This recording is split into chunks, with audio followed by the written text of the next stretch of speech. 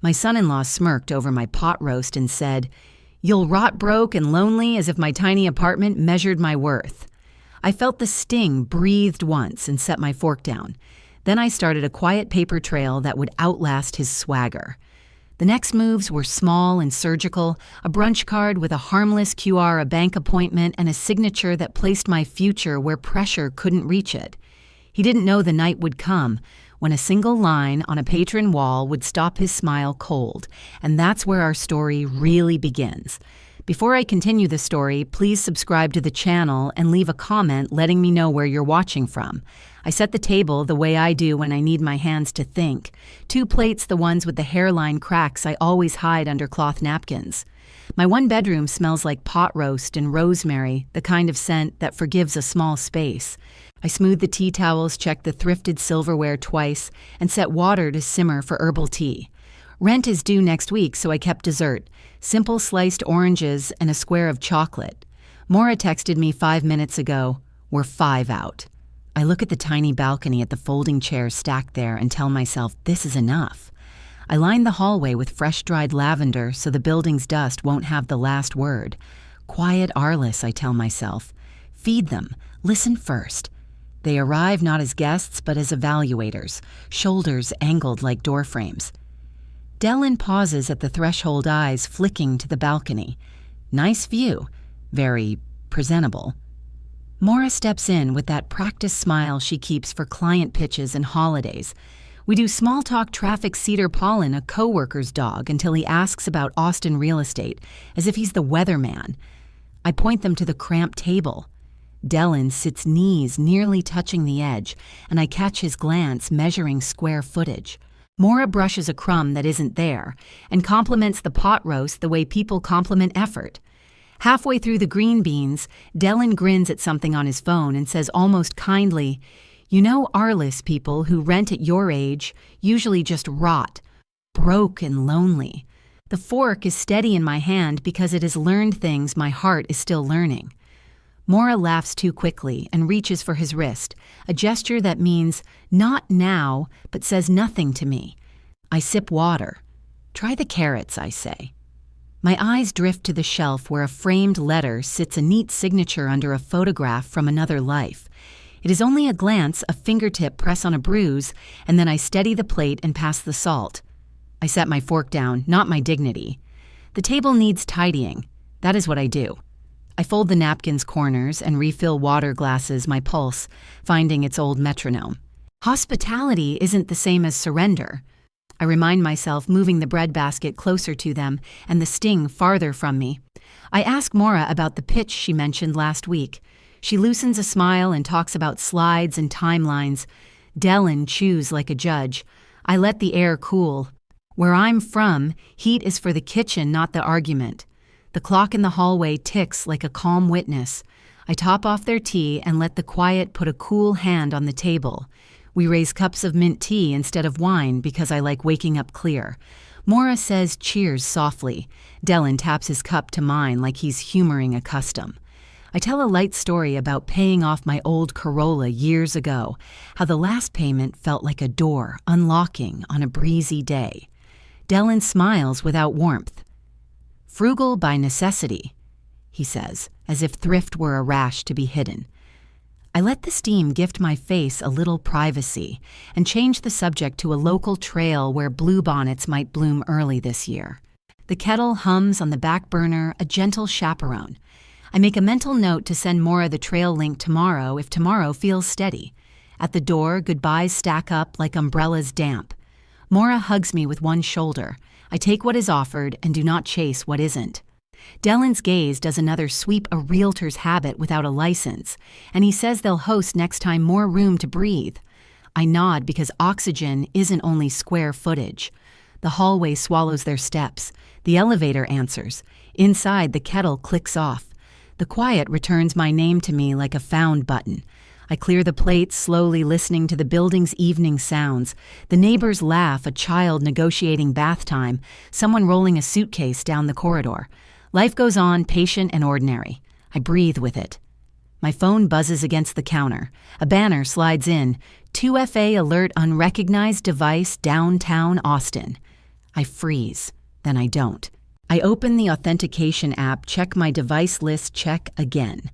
A new location I do not know sits there like a shoe print on clean tile. I take a screenshot. I do not call anyone. I do not accuse. I save the image to a folder, name it with tonight's date, and let my breath find an even path back to my ribs. I change no passwords yet. That is for morning when my mind is less electric. The city lights through my window insist that other lives are humming along just fine. So will mine. I decide if I keep my records clean and my temperature low. I wipe the table and then bring the framed photo letter down from the shelf. His neat signature under our old porch light has steadied me more times than I can count. I set it beside a blank manila folder and write on the tab, in careful block letters, "Evidence Personal." The printer blinks awake. The screenshot slides out warm. I add the page, date it, and tuck a sticky note into the corner, who, where, when. I breathe in, out. My body remembers how to weather a front without losing shingles. I put the letter back upright but closer, a lighthouse set a few inches forward. Paper first, feelings later, I tell myself. There's room here for both, but not at the same time. I turn off the bright kitchen light, leaving the lamp on low. Tomorrow will be for calls and questions. Tonight is for order, for calm, for writing things down. Black coffee steadied my hands as the phone lit my small kitchen. I opened my inbox to rinse away the aftertaste of last night and saw a subject line I wasn't meant to read: FWD concern for residents' welfare. Lorena from the HOA had forwarded it with a brief apology over a gray block of quoted text. The sender looked masked, just a string of letters, and there was a line I had never seen in an HOA note submitted from a neighborhood workstation downtown. The timestamp hugged the hour after my door closed. Full headers are ugly until they confess. I expanded the view and followed the numbers one line at a time. The IP mapped to a block that feeds the office towers along Congress Avenue. I recognized the area from evenings I used to drive home past the river and lights. I didn't leap to conclusions. I took a screenshot, saved it as HOFW'd header.pdf, and slid it into a new desktop folder labeled Evidence Community. I breathed the way my counselor taught me years ago and through the nose count 3 let go. Before irritation could crowd my judgment, I called Lorena. I told her she'd forwarded an internal note. She apologized, flustered but decent. I asked for policy, not names. She explained the board can relay safety concerns, not accusations. They log request IP time workstation.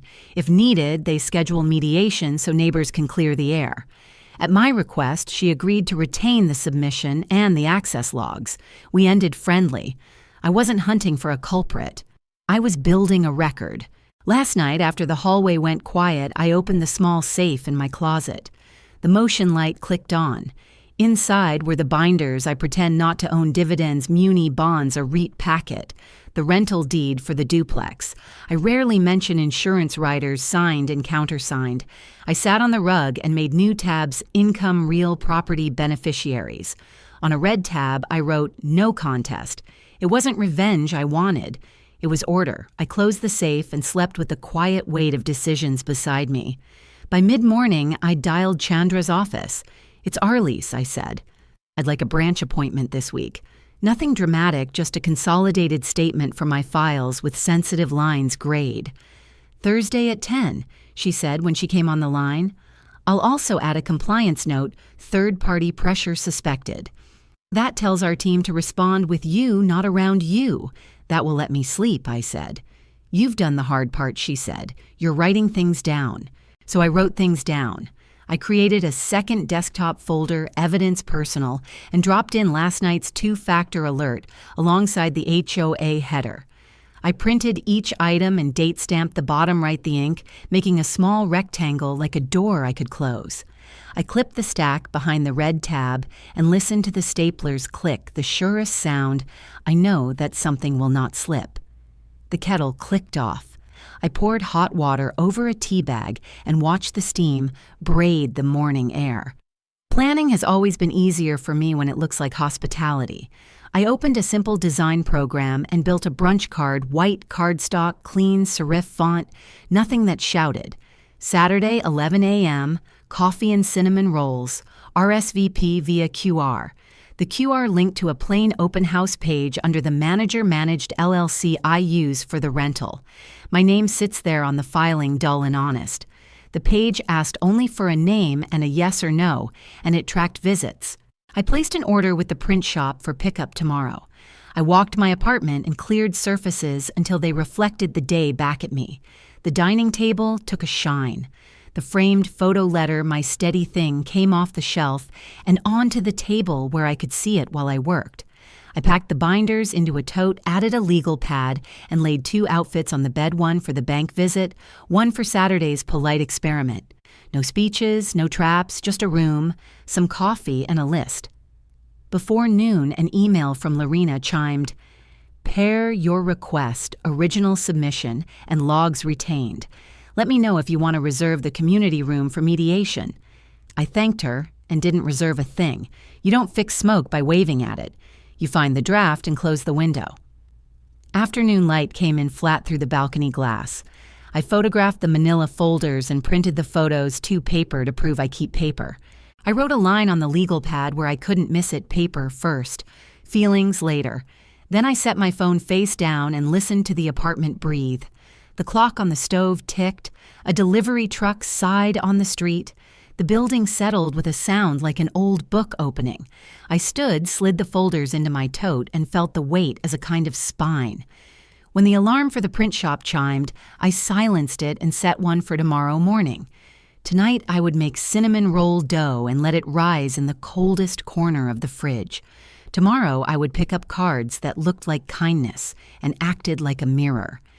And Thursday I would sit in a quiet bank office with Chandra and ask for nothing more than the paper that already tells the truth. I set the kettle back on its base and straightened the photo letter frame. The manila folders stood in a row on the table like a small, quiet army. I told myself, again and aloud, the only promise I planned to keep paper first. Feelings later.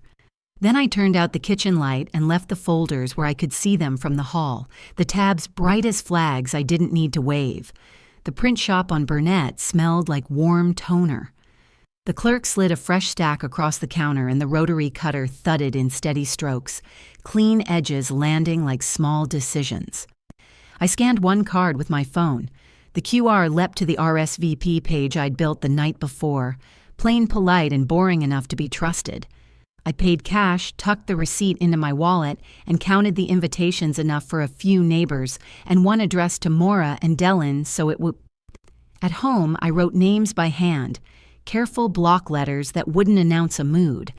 I slid each card into an envelope, sealed the flaps, and walked the breezeways, tucking them under doormats and into the brass slots that squeak if you rush them. The afternoon smelled like laundry soap and dust.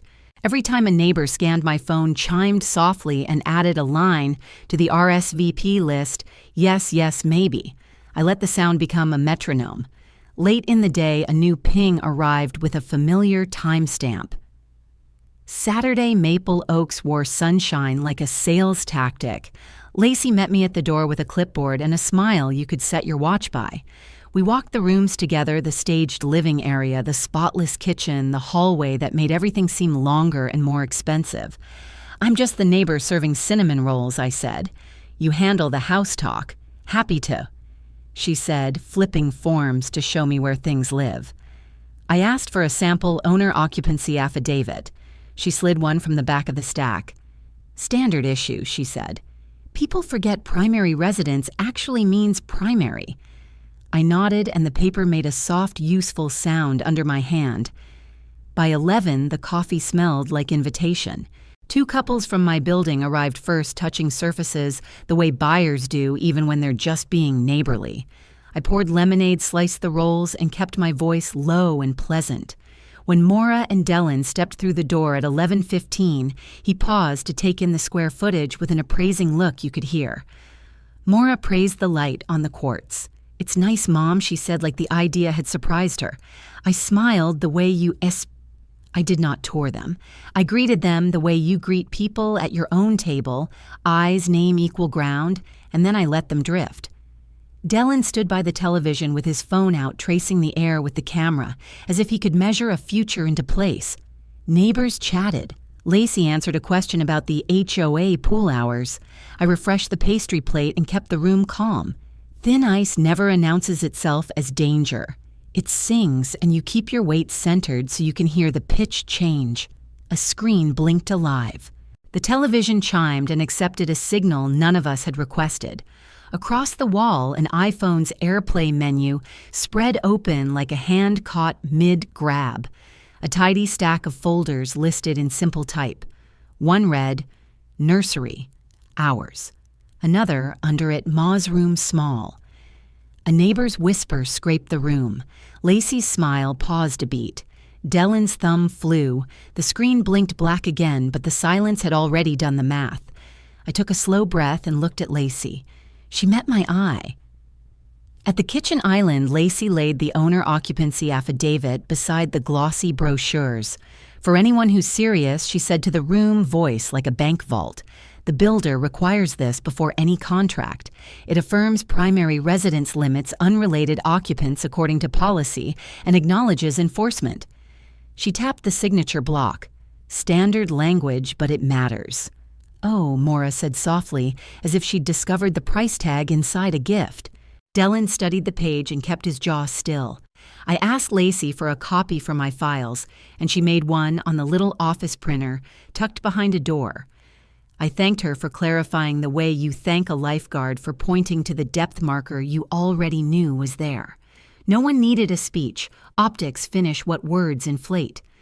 I took 2 neighbors onto the patio to talk azaleas and hose bibs. The breeze moved the staged curtains in slow tides.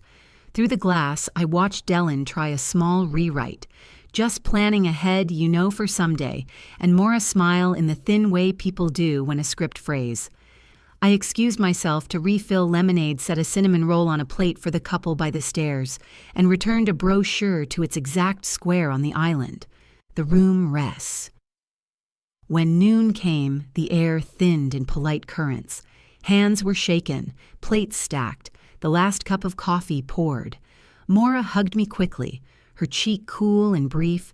"Thanks for having us," she whispered, as if something fragile might shatter if volume entered the equation. Dellin looked at his shoes, then at the driveway, as if either could invent an exit I hadn't already built. I walked them to the threshold and opened the door to the day we all had to stand in the kind of blue sky that refuses to... In the driveway, the March sun flattened shadows into honesty. I slid Lacey's affidavit copy into my manila folder and felt the paper settle against the others. My phone buzzed. Chandra Bender printed. Terms queued. I texted back a single thumbs up, then turned the folder sideways so the red tab showed like a stopped light. I locked the car, thanked Lacey for her Saturday grace, and carried the quiet with me the way you carry a clutch you don't swing it. You keep it close and let it say enough. The glass doors held the pale March sun like a promise. I checked Chandra's text, binder ready, then slid my phone into my purse and heard the soft click of the red-tabbed rings inside. Paper first, feelings later.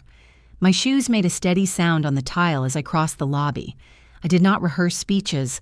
I had documents, and that was enough. "Good morning," the receptionist said. Her badge read Malis. She took my driver's license, matched the photo to my face, and printed a visitor sticker that warm rolled from a little machine. "Conference room's ready, Miss Keene. Would you like water or coffee?" "Water is fine," I said. I balanced the cup in my purse as she opened the door to a small room with glass walls and a view of a crepe myrtle just starting to green.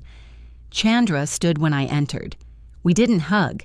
She set her tablet aside and I set the binder down so the red tabs faced us both. Dividends, bonds, RATs, rental deed, insurance, beneficiary, and no contest. The words were simple, a map I'd built over years while people assumed I was treading water. "We'll proceed steadily," Chandra said. "No rush." I folded my hands. She began with a summary of holdings, not numbers aloud, but printed where they belonged. I nodded as she talked through the conservative allocation, the laddered munis, the steady patience that had grown in the background. I offered no stories about sacrifice or luck. I said only, I want simplicity and boundaries. Chandra turned a page. The consolidated statement sat in front of me, 7 figures arranged in tidy columns, several lines grayed for privacy. Quiet pride rose and settled. The paper would carry the weight. 2 updates, she said. First, beneficiary designations to the charitable trust you named last year. Second, a note referencing the no contest clause in your estate documents. Both are ordinary. She looked at me for confirmation. I met her eyes and said, "Please." Avery from compliance joined us with a notepad. He introduced himself and explained in the careful tone of someone who has seen storms pass through glass rooms that the bank had a duty to screen for undue influence. We asked the same questions of everyone he said. You can answer yes, no, or decline. I appreciated the ritual. He asked if anyone had pressured me to transfer assets to add signers to make purchases I didn't understand. I gave examples without names, comments about my apartment suggestions that I upgrade for the sake of future children, a sudden interest in my mail. He nodded neutral. With your permission, I'll place a proactive note on your profile requiring direct consent if third parties are present or if unusual requests appear by phone. Please do. I said, my preference is in-person or direct call only. Chandra added, and I'm listed as trusted contact. Avery typed, read the summary back. Time-stamped it and printed 2 copies. The printer hummed. We moved to the forms. I signed with the slow care I give to grocery checks and condolence cards, the beneficiary pages, the communication preferences, a small form to lock external transfers unless I confirm by voice in the branch. Chandra initialed the estate reference note with the calm of a pilot who has flown this route during rough weather. No speeches, no sighs, just clicks of a pen and the small weight of my hand. Avery returned with the client interaction notes. The language was dry by design. Customer reports generalized pressure from unnamed family members. Assets reviewed. Consent verified in person. Protective flags set. Trusted contact on file. Follow-up scheduled at client request. I read the lines twice, not because I doubted them, but because there was something holy in seeing my experience translated into policy. I acknowledge I said and signed. He handed me my copy in a clear sleeve. We sat for a moment, letting silence do its work. The tree outside trembled. Somewhere in the lobby, a child laughed. Life continued. I tucked the affidavit from Saturday behind the portfolio summary. The stack felt balanced a spine where there had been only muscle before. Chandra reviewed next steps, a courtesy call from the trust officer to confirm the beneficiary update, a fraud alert text to test the lock, my option to attend a basic estate planning workshop for seniors the bank hosted on Thursdays. You don't need it, she said, smiling slightly, but it gives good language for boundaries. We stood. I thanked Avery for the clarity of his questions. He thanked me for being direct. At the door, Malis asked if everything went smoothly. Very, I said. The word felt like a level surface after a season of gravel. Outside, the sun had shifted a little bright, but not hot. I placed the copies into my manila folder and listened to the binder close with a firm, satisfying click. On the sidewalk, I texted Chandra one line for the record, Brunch optics accomplished, bank protection active, mediation optional if requested by others. She replied with a quick checkmark. I walked to my car without hurry. The reflection in the window showed a woman who had decided where the line would be drawn and had drawn it with paper instead of volume. My phone buzzed as I unlocked the door. An unknown number leaving a syrupy voicemail about a family first dinner this week. I let it go to messages. The system would carry the weight now. I would keep my voice light. It felt like progress. Their text found me as twilight slid over Mopac. Let's do dinner, just us. Family first, Maura wrote a heart tacked on like a sticker over a bruise. I kept my reply, plain a time a chain restaurant a yes, that didn't concede anything. I put the binder back on the shelf. The small leather folio went into my bag pen notepad, one sealed envelope. I checked myself in the mirror, steady mouth, shoulders down. The hostess greeted us by name as if this were a celebration. It wasn't. Dylan tried to take the lead as we crossed the tiled floor. "Mom likes a booth," he announced. Maura brushed crumbs from a spotless table, told me I looked fresh, and reached for the menu the way she used to reach for my hand in parking lots. "Water, not wine," I said. I wanted the air clear. Their rhythm started right away. He joked with the server. She praised the lighting, both of them arranging the evening. Compliments stacked like coasters. "We should do this every week. That blouse is elegant. You deserve to be looked after." The server set down a spinach dip I hadn't ordered. Maura's smile tried to make it feel like kindness. Dylan's eyes went to my bag. "We've been thinking," he said. Maura nodded solemnly, a chorus to his solo. The script warmed up safety, simplicity, family as a unit. It might have been flattering if the tempo weren't so perfect. "Just an idea," Maura began, fingertips under the edge of a manila sleeve. She slid out a 2-page overview labeled Family Holdings LLC. The logo was something off the internet, clean and meaningless. "It would protect you," she said. "Fewer decisions on your plate." Dylan chimed in. "Pass-throughs, tax efficiency, somebody at his office who helped a client last quarter." "We could put the rental deed under it," he said. "Even you know any investments." "For organization." His smile waited for my approval. Bank glass, red tabs, Avery's careful language, all of it rose like a pain between us. "Any changes to my affairs," I said, "happen with my advisor in writing in her office. Not at dinner." My voice was soft enough that the server passing with fajitas didn't hear. I took a sip of water and let the cold sit on my tongue until my patience cooled with it. Silence is a kind of temperature control. You can lower the flame without blowing out the pilot. I read a line from their printout. "Who drafted this?" I asked. Dylan blinked. "It's a template," he said quickly. "Everyone does this." I put the pages back inside the sleeve and slid it across the table as if it were a menu I'd decided against. "I don't sign what I didn't commission," I said, still mild. Maura's smile trembled at the edges. We could have stayed pleasant, but he wasn't done. I brought something I told them, setting my folio beside the untouched dip. The envelope was ordinary white, the printing exact. I didn't push it toward them. I simply placed it on the table between the salt shaker and the fake candle. "A draft," I said. "Cease and desist. If anyone pressures me or represents my assets without my consent, my attorney will send the final." No theater, no raised voice. The word attorney had the satisfying weight of a door that closes properly. They flinched in different ways. Dylan's smile snapped off, then reappeared thinner. "Miscommunication," he said. "We only want you safe." Maura's eyes glossed with quick tears. I nodded. "Safety is paperwork," I said, "not persuasion. I asked for boxes." I reached for the check when it came and covered my portion cleanly because money etiquette is another temperature setting. When the server asked about the envelope, I let the question die in the air. Outside, the Texas night smelled like hot asphalt and rosemary shrubs. The parking lot lights threw simple circles.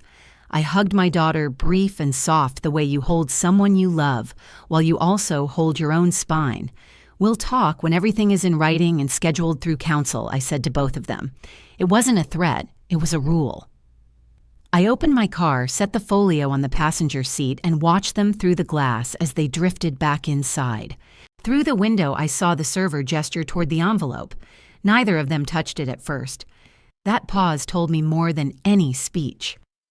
I turned the key. The engine caught. The road home was familiar enough to drive on calm. 2 blocks from my building, my phone chimed with a doorbell camera alert. The package I'd expected had arrived. At home, I unpacked with the quiet care that makes a place feel owned. The folio went back into the small drawer. I drank a glass of water at the sink and let the cool rinse the last of the restaurant from my mouth. On my table, the framed letter weighted my hope anchor beside the manila stack that had grown heavier, but not harder to lift.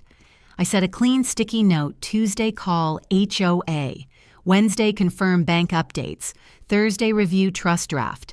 Ritual repels chaos.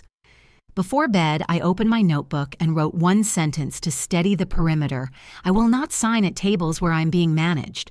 Then I added the second that belongs with it: I will answer only to documents, calendars, and calm rooms, with doors that shut. The night settled. A train horn threaded the dark like a line someone else might mistake for nostalgia. I turned off the lamp and let that small sound pass without carrying me anywhere I didn't choose to go. The doorbell camera chimed and blue washed across my porch like tidewater. I flipped on the stair light, tucked my phone into my robe pocket, and breathed until my shoulders lowered. Chain latched, I opened the door a few inches. "Officers, I'm Arlis. How can I help?" Two silhouettes stepped back, palms shone. The younger one nodded. Across the hall, the fern I overwatered dripped. I kept my tone even, slow, clear, calm. He said they were responding to a welfare call for a woman here. I said, "You're looking at her steady and upright." The lamp made a small pool on the rug. I set my palm to the wood, breathed, and slid the chain free. Enter. Officer Ruiz spoke first, voice low, and practiced explaining a welfare check had been requested. I stepped back and opened the door fully, letting the cooler air slide in. "Please, the living room is right here," I said, leading them past the shoe rack and the framed letter on the shelf. Officer Daniels scanned the space with a medic's eye thermostat, set kettle on BP cuff, hanging on a hook. "May we verify ID?" Ruiz asked. I handed over my license and insurance card, then sat. My hands were still because I told them to be still. The younger one asked if anyone else was inside. "Just me," I said. We walked the hall. I clicked the bathroom light to show sink. I offered water. They declined. I asked for the incident number while the quiet held. Ruiz read it from his tablet. I repeated it back and wrote it on a sticky note block letters, then photographed the note beside their cards. "Could the CAD entry be emailed?" I asked. "It helps me keep records." Daniels nodded and entered my address. I jotted badge numbers, time, and the simple facts: 2 officers' welfare, check, no distress observed. Paper first, even at midnight. I placed the note behind my red tab labeled Community and Safety. I didn't ask who called. I kept to verbs: asked, answered, verified. Ruiz spelled his email. I confirmed each letter. Then I thanked them for their time and wrote the hour beside the note. Twice. Across the hall, Shannon's door opened a hand's width. Her gray braid was tucked into a scrunchie. Her eyes were alert in the blue spill from the cruiser lights. "Everything okay, Arlis?"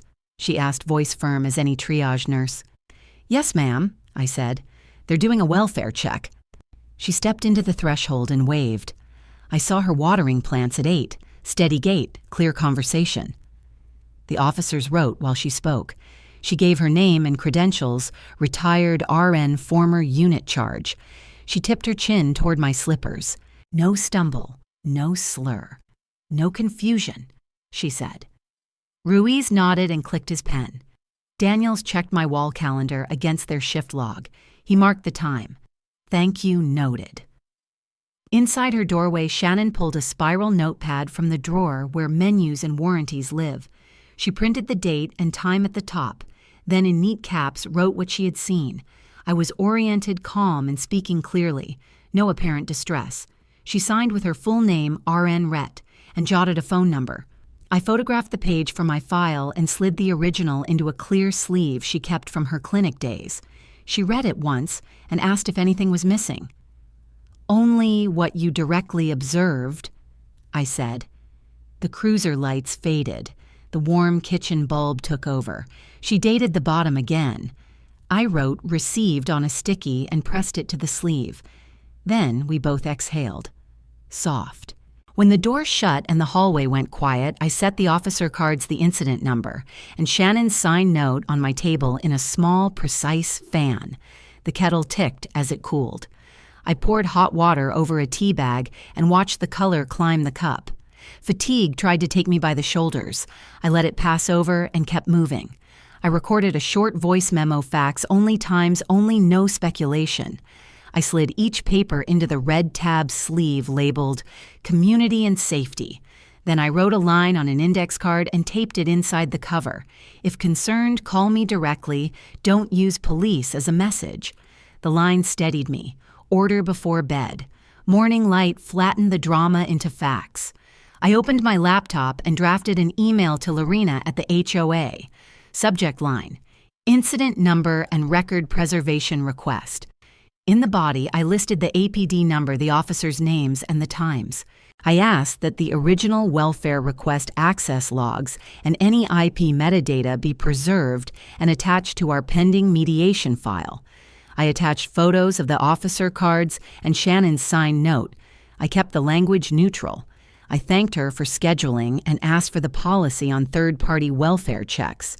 I offered to bring printed copies to mediation. Before sending, I read once removed heat and clicked send. Email left with a soft whoosh. On the porch, the morning felt honest. I signed a one-page cover letter that summarized the facts for my binder and slid a copy behind the red tab. Shannon knocked, set a mug of chamomile on the doormat, and said she could attend mediation if needed. Call if you want a witness with a clipboard, she smiled. I thanked her and set a reminder to make extra copies for the meeting. Then I sat at the table and wrote an agenda. Bring the affidavit copy, the HOA email, the incident number, and nurse note. I added a final line for myself. Keep the temperature low. Keep the record precise. Blue light from last night felt distant, replaced by sun on the sill, and the steady click of my stapler. Kai's showroom was bright enough to make every faucet gleam like a promise. I arrived early palms on my small leather folio, the one that reminds me paper outruns rumor. Just getting ideas, I told Kai when he approached with a tablet and a lemon-clean smile. The aisles were neat cameras tucked near the ceiling estimate forms, stacked by the printer.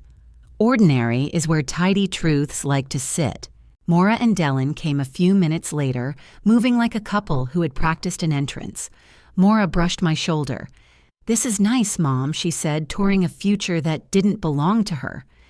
Dylan scanned the room as if appraising square footage with his eyes. "Good light," he said, as if the sun worked for him. I kept my smile small. "We're here to see options." Dylan sold kindness like a pitch deck. "We've been thinking multi-gen," he told Kai. "Island lower for Mom's comfort and a main floor primary so she won't do stairs." Maura hummed agreement, the sound she used to make when angling for a later curfew. I studied a brass pole tracing its clean line. You can stand inside a play without accepting a role. The slip arrived like sunlight, quiet and revealing. Dylan began dictating while Kai tapped. "Homeowner Arlis," he said without looking at me. "Scope primary suite and nursery. Then co-borrower Dylan. We'll move Mom in by summer." Kai repeated the words as he typed an echo for the room and the ceiling dome. My breathing stayed even. "Could I get a printed draft to compare finishes?" I asked, hands steady. Kai looked relieved to hand me paper. The cursor blinked beside my name. Dylan's contact sat beneath. "One question," I said, conversational. "Whose home is this estimate for exactly?"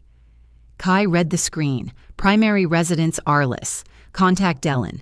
Please include that on the printout," I said. "Labels matter more than volume." At the counter, the printer warmed and hummed. Kai stapled the pages.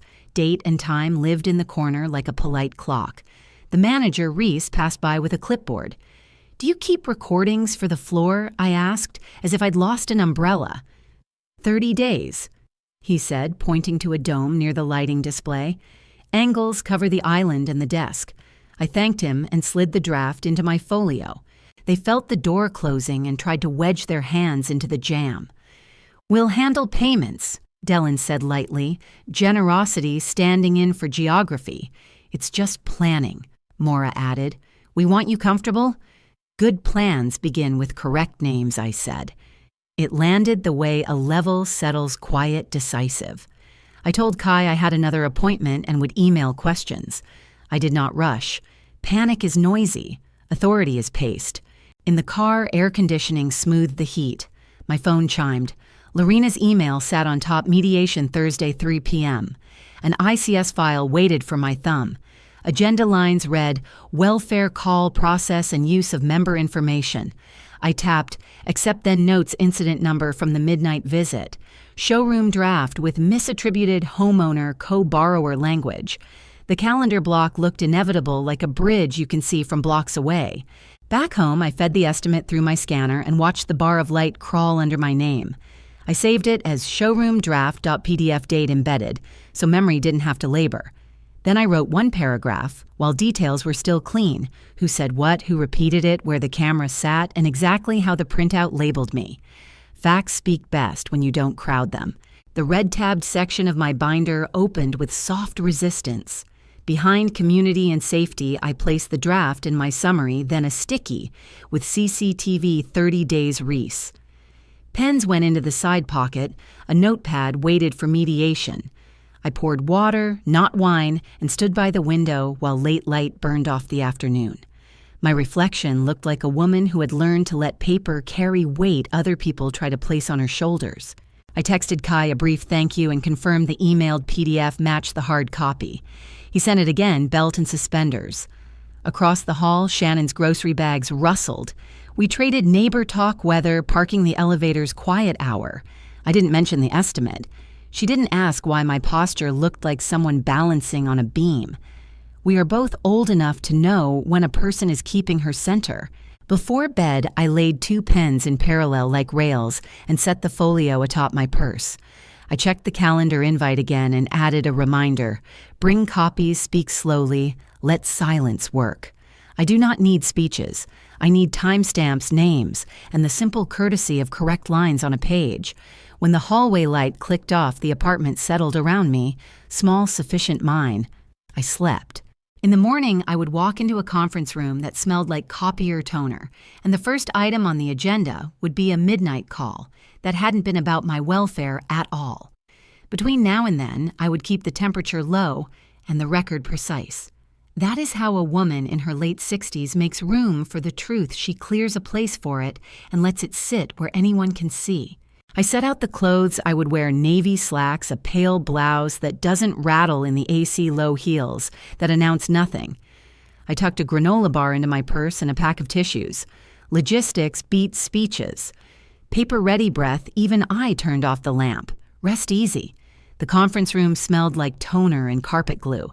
I arrived 10 minutes early, set my red-tabbed folder at the end of the table, and laid out 3 neat stacks: the incident number on top, Shannon's signed nurse note beneath the showroom draft estimate at the bottom.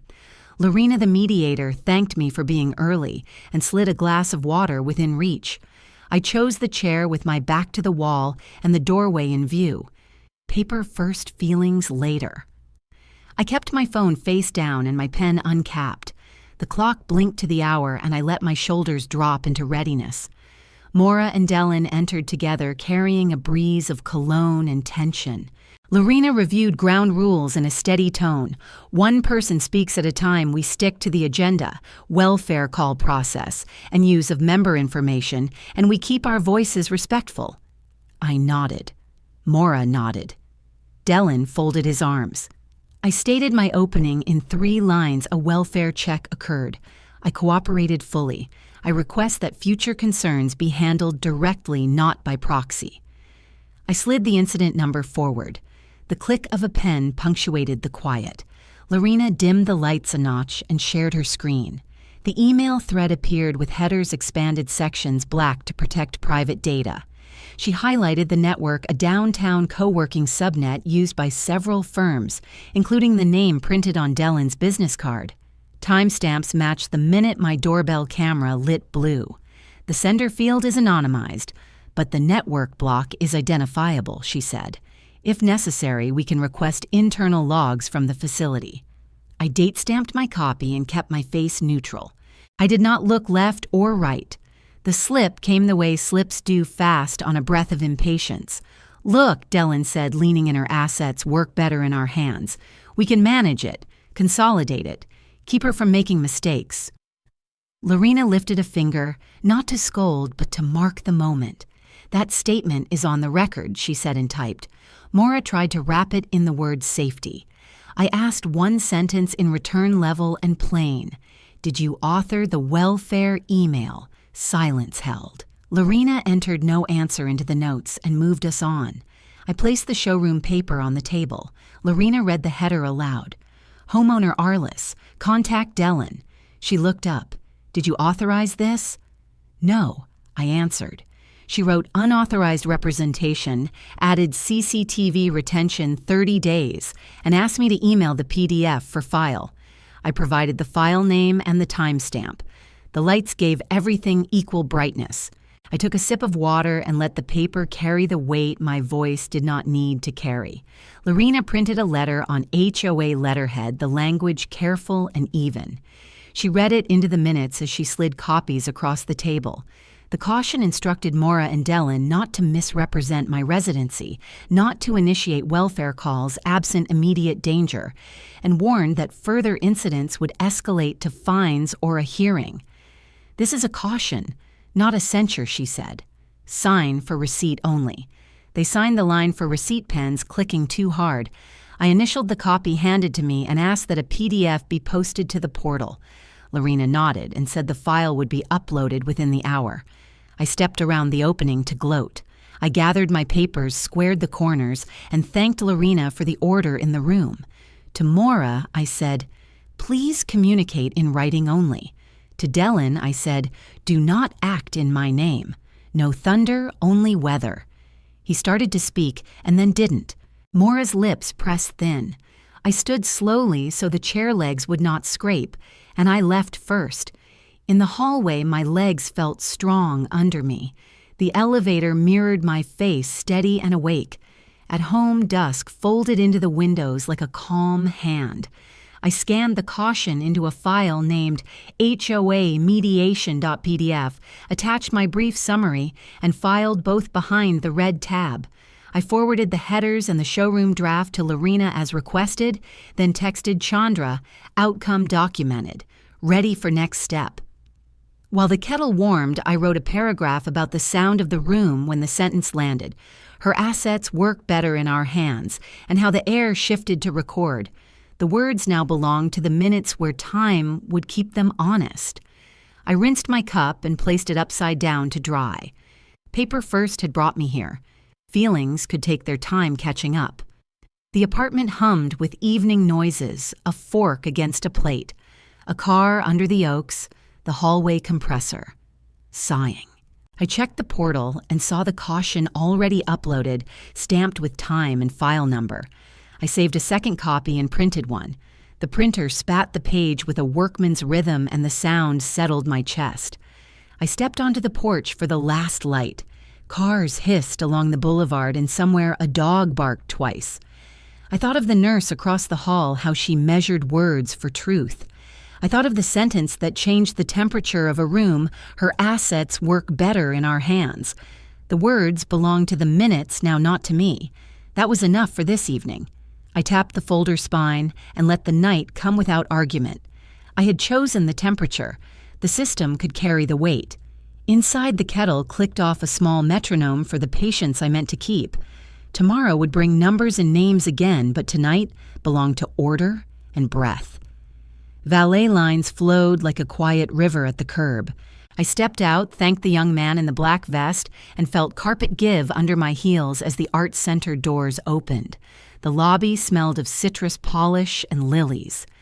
Taryn, the gala director, greeted me with a volunteer pin and a ribbon that simply read, Donor.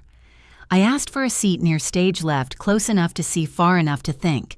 She nodded, marked the chart, and pressed the pin into my palm. Light pooled across a wall of etched acrylic listing patrons in tidy tiers. People stood there as if at a monument. When I drew closer, I saw the words I had asked for Arlis Family Charitable Trust, 2 levels below the presenting sponsor beside organizations I respect. I didn't raise my phone. I smoothed my jacket. To my left, Maura's lips parted. To my right, Dellen's smile thinned, like paint pulled too far. The glass didn't announce anything. It merely reflected what already was. Inside the ballroom, small lamps warmed each round table. I opened the program once and found the line I wanted more than applause: the Arlis Endowed Community Fund for Elder Companionship. No dollar amount. Beneath it, established via charitable trust. I folded the booklet once and set it by my water glass. A violin line rose, the kind that knows when to stop. I breathed and let my shoulders drop. The cocktail circuit unfurled. Miles from development nodded to the AV booth, and sponsor logos circled the screen above the stage. Then my fun slide appeared: trust name, small logo, a plain sentence in honor of those aging alone. Camera shutters ticked. I felt Maura go still. Across the table, Dellen's glass hovered mid-sip. The freeze lasted only a second, but the first frame told the whole story. He understood that the conversation had already moved on without him. I thanked Miles for the work and turned back to the stage. Dinner moved easily, the way it does when strangers agree to be kind. Taryn stood to thank donors who have secured legacies through irrevocable plans. Her eyes swept the room and paused on me for half a beat, not a spotlight, just a nod. A board member near my shoulder said, "The safest gifts are the quiet ones." I tapped my glass with a finger as if to toast the idea. Maura whispered, "Mom." I squeezed her hand once. That was yes and boundary at the same time. To Dellen, I offered nothing at all. Nina, the photographer, asked for a donor photo in the lobby. We stood under Soft Light Me, between Taryn and two women from the outreach program who wore their Sunday sweaters and their best smiles. I signed a release for the nonprofit's archive and declined public tags. "We'll send a high-res copy for your records," Nina said. One of the women told me she pours coffee at the clinic on Tuesdays and reads Psalms if anyone asks. I thanked her. That I reminded myself is the point, not the slide, not the wall. In the corridor where the noise sinks into carpet, Maura said carefully, "Can we talk tomorrow?"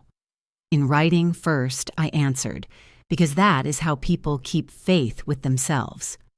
Dellen tilted his head. So there was a portfolio. I met his eyes without heat. There's a purpose. He began a sentence about planning and family, then let it die on his tongue. A quartet launched something bright, and I stepped toward the music. Later, under the marquee, the valet line moved again. Night air pressed the city into a reflection across the windshield. I set the folded program beside my clutch and recorded a message for Chandra Gala done. Photo to come. Language landed without numbers. The star pin sat in my palm like a small coin, ordinary and bright. I closed my hand around it and felt its point: no puncture, just reminder. Before I left the ballroom, Miles met me near coat check with a clipboard. "We'll mail a formal acknowledgement for your files," he said, "with the language you requested about irrevocable status and beneficiary direction."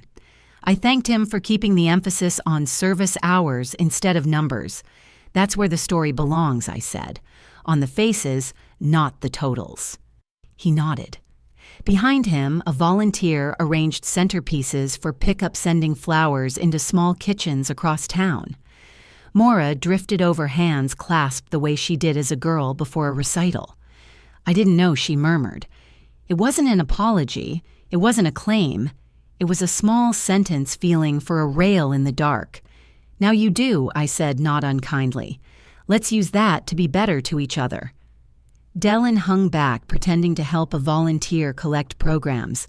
If he was hunting for a way to steer the night back to a pitch, the room offered none. Purpose settled like a weather change tonight. At home, I placed the program on my nightstand and pinned the tiny star to the cork strip above my desk. The pin caught the lamp and made a modest halo on the wall. I spoke one last note into my phone.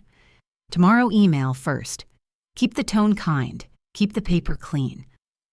The kettle clicked off. My folder stood where I'd left it, red tabs even as book spines. I touched the edge and felt the steadiness of a plan that required no raised voice. I lay down with the image of the patron wall, still bright in my mind. It had not shouted. It had simply matched the record to the truth I already lived. If anyone asked what changed, I would say nothing did. The city lights slid along the ceiling like fish in a slow stream, and I let them go. Yes, 8:02 a.m. The subject line blinked. "I'm sorry." Steam drifted off my coffee as I read Maura's note. I'm sorry if the gala felt like a surprise. Can we talk maybe today? 2 lines later came the pivot. Could you share basic account info so we can plan housing? I highlighted plan a small word with a large appetite and let my breath slow. No reply yet. I created a mail folder labeled Family Written Only and filed the message. The apartment hummed with ordinary sounds, the fridge, the heater, a neighbor's shoes in the hall. Ordinary steadied me. I rinsed the mug the way my mother did, lip toward the wall. Rituals, steady storms. I still had choices. I answered as a grown woman, not a provoked one. My reply was 3 sentences long. Thank you for the apology. Going forward, please keep communication in writing. Any discussion of finances must occur only through counsel. I copied Chandra and removed any language that could be read as bait. I did not justify, defend, or explain. I scheduled the send for 9, stood up, and rinsed my cup. Outside, a delivery truck sighed at the curb. Calm was the point. Clarity was the shelter I could afford. I cracked the window so cool air moved through the screen. Words mean more when they arrive, shaped, not hot. I wanted her to meet the settled woman I am now. The second ping carried the truth of the morning. Dylan wrote at 8:26 time matters. Rates move. If you let us present your portfolio to a planner, we can streamline. An attachment waited an unsigned authorization to share. A quick flare of anger rose, then the cooling air that follows restraint. I forwarded the email to Chandra with 4 words, not authorized. I left Dylan's message unanswered. The cursor blinked by itself and at last looked tired. I opened my binder index and penciled a line for both emails under today's date. Urgency is a costume money pressure wears. I have seen it on sales floors and hospital desks. I would not wear it back to him today. Documents not debate would carry the weight. I exported both emails to PDF, added timestamps, and printed clean copies. In the margin, I wrote a calm memo. Apology contained asset request. Follow-up used urgency. No consent. The pages slid behind the red tab like cards into a quiet deck. Shoulders down, breath even. I felt the apartment stand straighter with me. I checked file names. Family Written Only 0325, PDF Dylan, authorization attempt.pdf, and closed the laptop lid with a soft click that sounded like a promise to myself. A paper trail is a fence you can open and close without raising your voice. I dated the sticky note from the welfare check and tucked it beside today's printouts. By late morning, I sat across from Chandra, a pen warm between my fingers. We reviewed the estate addendum line by patient line. The charitable trust remained the beneficiary. The no contest language tightened. A do not represent clause listed names without adjectives. No speeches were needed. I initialed each page and signed where the tabs waited. Chandra kept her voice level, lawyerly, but human. This preserves your choices and reduces noise. She sent courtesy copies to Maura and Dylan with the subject line, Notice of Estate Addendum for your records read receipts, requested not demanded. Outside, a copier warmed to life and a child laughed. Safeguards aren't grim. They are simply the right tools in the right drawer. Their replies arrived before I reached my car. Maura's first, Why would you cut us out? I stood in the shade and typed, Estate planning is complete. Our relationship is separate from my paperwork. Send. Dylan's message followed with a promise we'll contest. I did not answer. Chandra replied to him with the paragraph he needed to read, citing jurisdiction, and the no contest clause attaching the HOA caution from last week as context. Facts, not friction, filled the thread. The urge to explain passed like heat through glass. I counted breaths to 4. Love had taught me patience. Experience had taught me procedure. Together they formed a posture that did not need apology. At home, I wrote the note that would quiet the hallway and keep a narrow door in the future. For 60 days, please communicate only through counsel. After that, if you want a conversation schedule, joint therapy, bring a written agenda, and leave money off the table. One more line. Any third-party use of my name or assets will be declined automatically. I read it twice and sent it to both CCing Chandra. The message was not punishment. It was a boundary shaped like time and structure, strong enough to lean on without breaking. If they wanted repair, there would be a path. If they wanted access, the path would close. Boundaries are doors with hinges, not walls. By 5:30, the sun turned the porch rail gold. I watered the rosemary and listened to the soft drip under the pot. A cardinal hopped along the fence as if counting beats with me. I opened the voice memo app and spoke into the small square of glass. Paper first, feelings later still works. Love is welcome. Pressure is not. I texted Shannon a thanks for standing by that night. Inside, I filed the day's pages behind the red tab and let the apartment grow quiet around them. I set my phone to Do Not Disturb and watched the inbox go still. On the table, the manila folder rested like a small, patient animal. I laid my palm on it and let the room go still. 61 days after the inbox went quiet, I walked down the church stairs into the rental counseling room. A humming clock and a coffee urn made the place feel like a break room more than a confessional. I signed the confidentiality sheet printed in 12-point my hand steady. Dr. Rowan Ellis set 4 folding chairs in a square and repeated the ground rule I'd requested: no money talk, no asset planning, and everything we say stays in writing afterward. I chose the chair that faced the door. When Maura and Dylan arrived, they carried a single page, an agenda they had typed and printed. I nodded to the paper and kept my voice even. Ready. Dr. Ellis held up their agenda so we could all see it. 3 bullets stared back: repair trust, housing plan, and future holidays. She drew a line through housing plan. That is out of scope, she said, gently sliding the paper to their side. This hour is for behavior, not property. Maura's mouth pressed thin, then she nodded. Dylan shifted. Dr. Ellis handed them a pen. Add 2 concrete behaviors you can change in the next 30 days, she said. I let the silence carry the weight.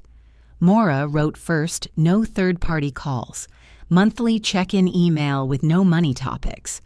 Dylan hesitated, then put down no using Mom's name, no planning language.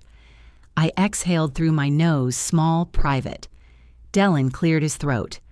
We were trying to take care of her. She gets overwhelmed. Dr. Ellis didn't blink. That is financial caretaking language.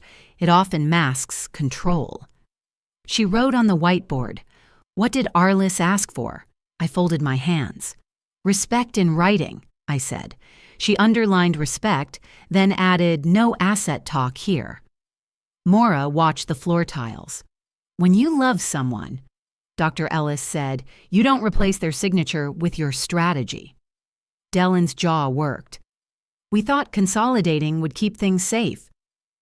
Safety is spelled with process, not pressure, she replied.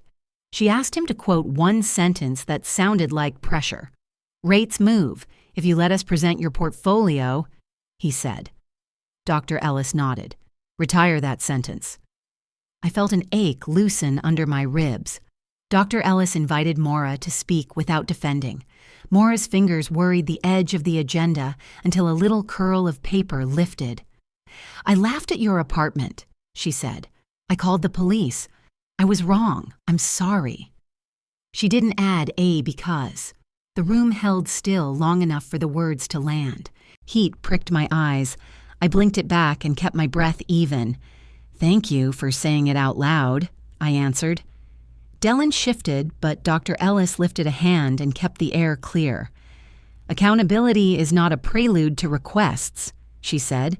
She wrote apology no ask on the board and boxed it twice. Maura nodded again, softer this time, as if she could finally hear herself. I let that be enough. Dr. Ellis pulled a blank sheet from her clipboard. 2 commitments each, she said, specific and observable. We wrote in blue ink the room quiet except for the marker cap tapping against her thumb. Maura no third-party calls and a monthly check-in email with no money topics. Dylan no use of my name without written consent and no planning language in any message. I added mine reply to the monthly email within 72 hours and agree to one coffee in a public place after 60 days if commitments are kept. We read them aloud not for drama, but for clarity. Dr. Ellis dated the page and titled it Commitments and Review. Copies would be made before we left, promises couldn't blur. Dellen tried to edge toward old ground. If later, after the coffee, we showed good faith, would you revisit? Dr. Ellis held up her palm. Out of scope. I looked at the whiteboard, then back at him. My estate is complete and separate from affection, I said. Relationship does not buy paperwork. She wrote that sentence verbatim in the summary notes. Dellen's gaze fell to the floor. Mora's shoulders seemed to drop an inch, as if relief could exist beside regret.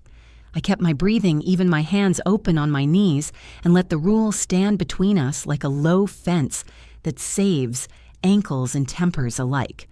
We would keep care away from my paper. Dr. Ellis drafted a one-page plan titled Commitments and Review with a 30-day check-in and the therapy room reserved. We each signed, then she photocopied the page and folded our copies once for purses and pockets. I slid mine into my clutch where it would later meet the red tab at home. Dr. Ellis thanked us for keeping sentences short. No one cried. No one stormed out. The clock kept humming. The urn clicked as it reheated. It felt like work, not a miracle, and that was the point. She scheduled the review on a Tuesday, again early evening, so light would still be in windows when we left. In the parking lot, the evening felt newly ordinary. Mora asked if she could send the first monthly check-in tonight. Tomorrow. I said gentler than I expected. I told her I would answer it. To Dellen, I gave only a nod that meant, keep the commitments and we'll have coffee and daylight, not negotiations. He opened his mouth, then shut it.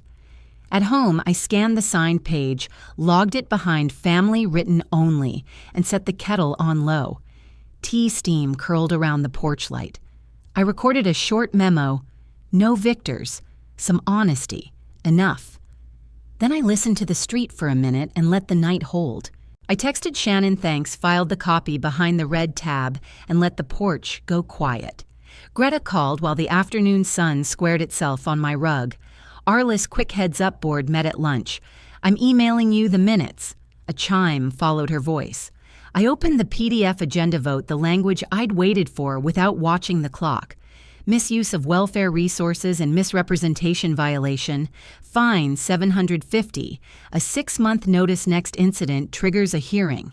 Reference mediation file 23B.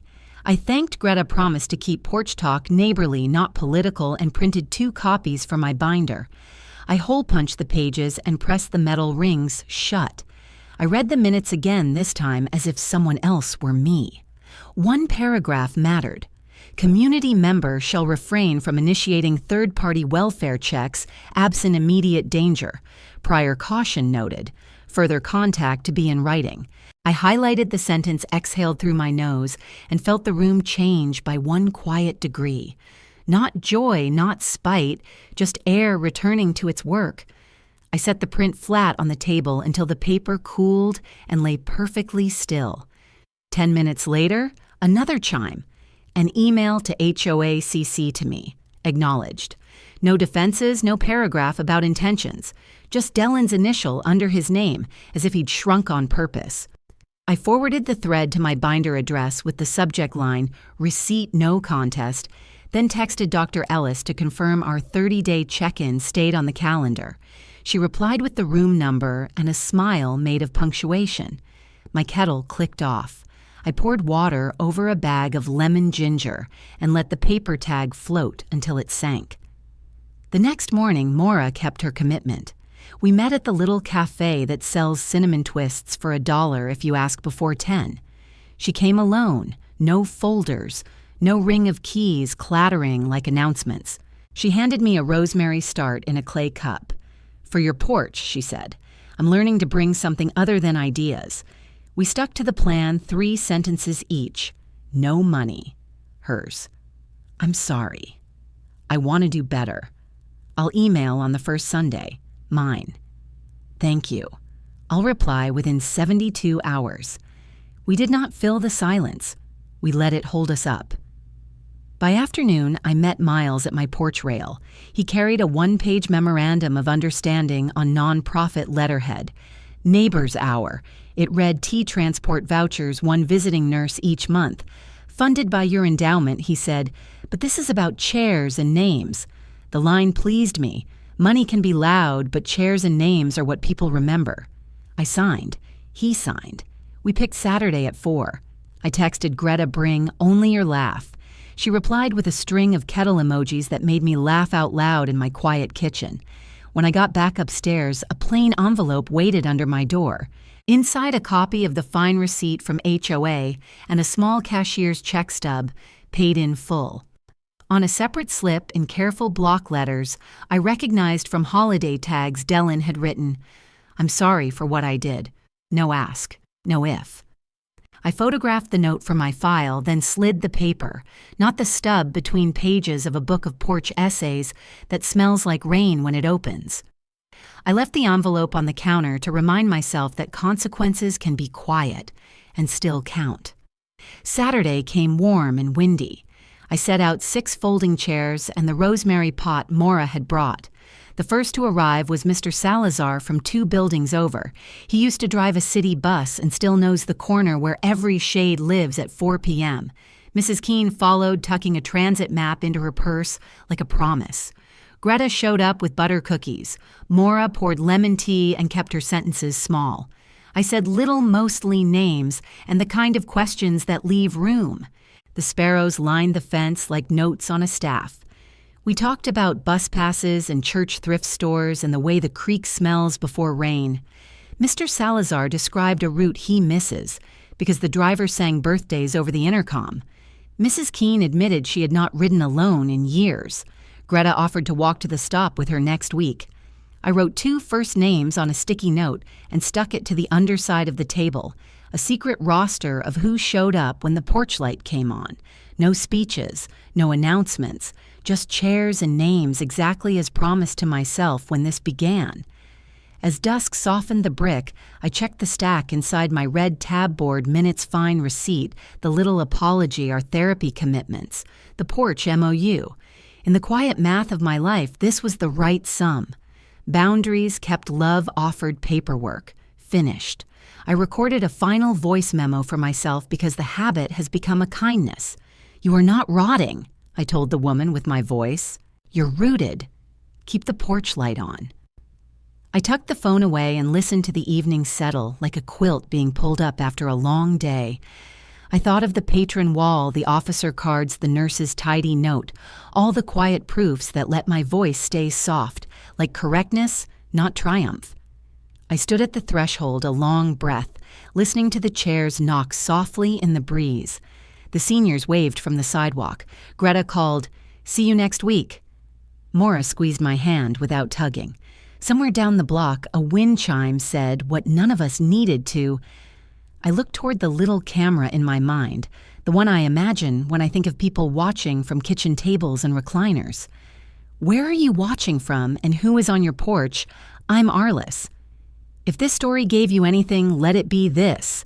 Boundaries are love, drawn in straight lines. Keep records, stay calm, and let systems carry the heavy boxes while your heart stays light. You can protect your future and still offer a chair on the porch. What part of my journey helped you most? The paper, the patience, or the porch? If this touched you, drop a 1 in the comments or tell me the city you're watching from. If it didn't, tell me why I'm listening. For more true human stories, subscribe and stay with me for the next chapter. Choose one boundary you'll keep this week and write it below small and clear. We'll cheer you on. Thanks for being here with me tonight.